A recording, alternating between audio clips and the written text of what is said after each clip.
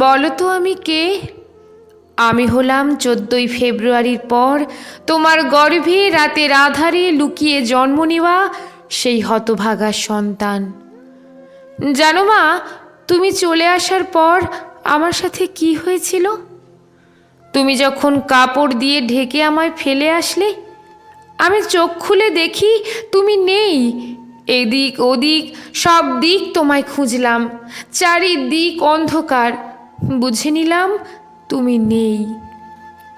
আমি তো তোমায় মা ডাকতেও শিখিনি তখনও, কিন্তু আমি জানতাম আমার চিৎকার শুনে তুমি ঠিক দৌড়ে ছুটে আসবে, তাই চিৎকার করে কাঁদতে লাগলাম। জানো মা, আমার চিৎকারে তুমি এলে না ঠিকই, কিন্তু রাস্তার কুকুরগুলো আমার কান্নার আওয়াজ শুনে ঠিকই আমায় খুঁজে নিল। আমি ভাবলাম কুকুরগুলো বুঝি তোমার কাছে আমায় নিয়ে যাবে, কিন্তু না মা, তোমার কাছে নেওয়ার জন্য না, ওরা এসেছে আমায় খাওয়ার জন্য। একটা দুটো কুকুর না মা, অনেক কুকুর, কি ধারালো দাঁত ওদের। আমায় দেখেই ওদের মুখ দিয়ে লালা পড়ছিল। প্রথমে একটা কুকুর এসে নখ দিয়ে আমার নরম পাঁজরগুলো ছিঁড়ল, তারপর আরও দুটো কুকুর মাথাটা নিয়ে কি টানাটানিটাই না করছিল।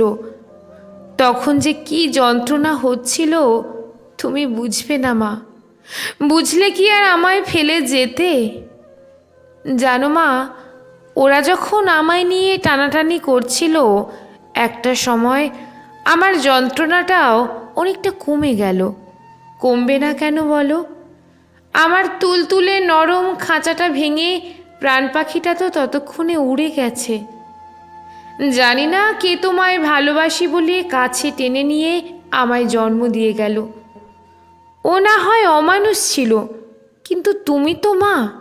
তবে তুমি কেমন করে পারলে আমায় আবর্জনার স্তূপে ফেলে দিতে? যদি নিজের মান সম্মানের কথা এতই ভাবতে, তবে মানুষরূপী ওই পশুটির কাছে গিয়ে আমাকে জন্ম দিলেই বা কেন? কেনই বা এমন মানুষের কাছে নিজের সব কিছুই উজাড় করে দিলে? ভালোবাসার অর্থ কি মা বিবাহের পূর্বে এক বিছানায় রাত্রি যাপন করা? ভালোবাসার অর্থ কি মা আমার মতো নিষ্পাপ সন্তানকে লোকের অগোচরে জন্ম দিয়ে কুকুর দিয়ে খাওয়ানো? তবে শোনো মা, এমন ভালোবাসা পাওয়ার আগে ভারাক্রান্ত হৃদয়ে আমি দুনিয়া থেকে বিদায় নিলাম।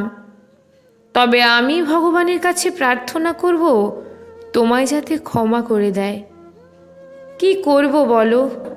তুমি আমার কথা না ভাবলেও আমি তোমার কথা ঠিকই ভেবে রেখেছি। মা, তোমার কাছে শুধু একটাই অনুরোধ, যদি সন্তানকে লোকের সামনে আনতে এতই লজ্জা করে তোমার, তবে আর কখনো আমার মতো অবৈধ সন্তানের জন্ম দিও না। লেখা সংগৃহীত, পাঠে রুম্পা বিশ্বাস।